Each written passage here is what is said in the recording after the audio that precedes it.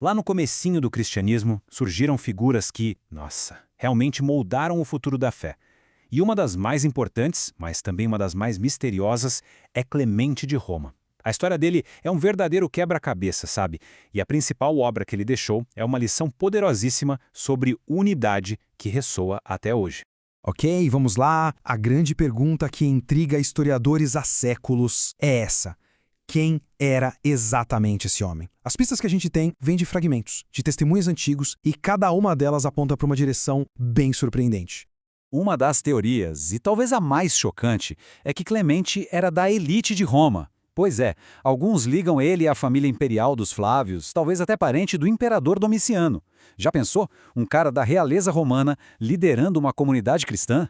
Agora, outra hipótese coloca ele no círculo de uma das figuras mais famosas no Novo Testamento.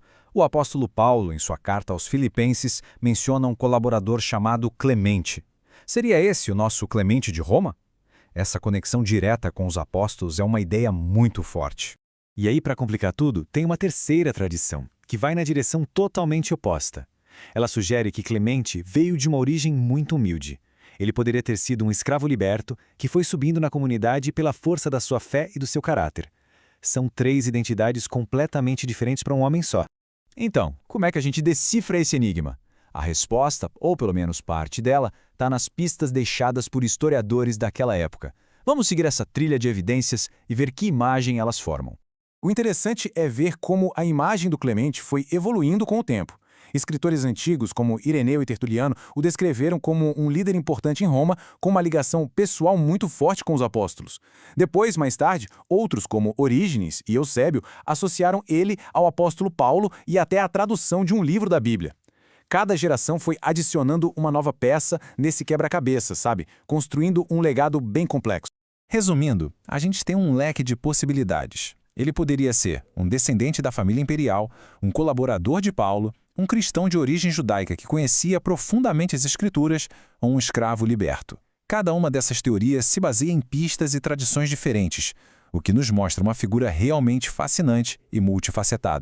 Agora vamos sair um pouco do homem para focar na crise que o imortalizou. A identidade do Clemente pode até ser um mistério, mas a intervenção dele num conflito devastador nos deixou um dos documentos mais importantes do cristianismo primitivo. A comunidade de Corinto, vamos dizer, já tinha um histórico de confusão. Décadas depois daquelas famosas cartas de Paulo tentando botar ordem na casa, um novo incêndio começou, ameaçando rachar a comunidade mais uma vez. O problema era o que se chama de sedição. Basicamente uma revolta aberta. A galera mais jovem da comunidade se rebelou contra a liderança que já existia, os presbíteros, e simplesmente tiraram os caras à força de seus postos. Era uma crise de autoridade, uma crise de ordem. E essa citação nossa, ela mostra toda a angústia do Clemente. Com essas palavras, ele não está só descrevendo um problema administrativo. Ele está lamentando uma ferida profunda no corpo da comunidade. Quase como uma automutilação espiritual que ele via como pura loucura.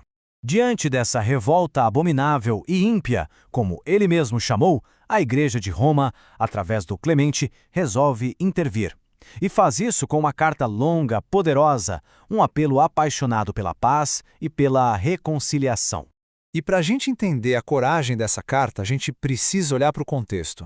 Ela foi escrita por volta do ano 96, bem no finalzinho do reinado de Domiciano, que foi um período de perseguição aos cristãos. Ou seja, enquanto a própria comunidade de Roma enfrentava o que a carta chama de desgraças e adversidades, eles ainda encontraram tempo e energia para se preocupar com a união dos irmãos lá em Corinto. A solução do Clemente não foi simplesmente impor uma ordem, foi fazer um apelo moral profundo. Primeiro, ele atacou a raiz do problema, a inveja.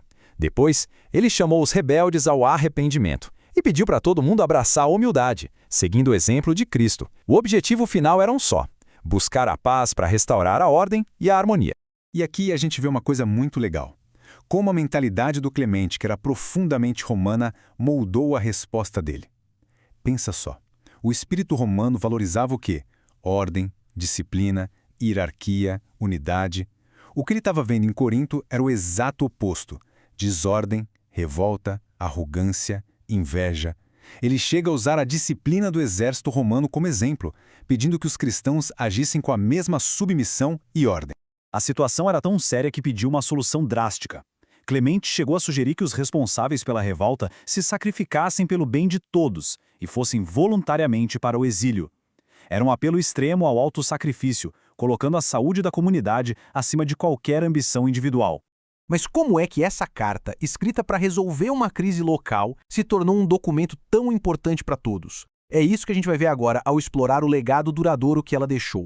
O valor dessa carta é imenso. Ela é uma janela única para a vida e para a organização da igreja primitiva. Ela mostra um dos primeiros exemplos de uma comunidade, a de Roma, intervindo para ajudar a restaurar a ordem em outra. A carta também revela crenças antigas sobre Cristo e a Trindade e documenta a importância da ordem. A autoridade moral dela era tão grande que, por séculos, ela foi lida publicamente em muitas igrejas, quase como se fizesse parte das Escrituras. A avaliação desse historiador renomado, o Aldo von Harnack, resume tudo perfeitamente. Ele não via a carta como um simples texto, mas como ponto de partida essencial para quem quer entender as origens da igreja. É um documento fundamental, sem dúvida. Isso tudo nos deixa com uma reflexão final. A história de Clemente e sua carta a Corinto é mais do que um episódio histórico. É um estudo de casos sobre conflito, orgulho e a busca pela reconciliação. Em um mundo ainda tão marcado por divisões, a pergunta continua no ar. Como é que a sabedoria de um pacificador de 2000 anos atrás pode nos inspirar a curar as fraturas em nossas próprias comunidades, sejam elas quais forem?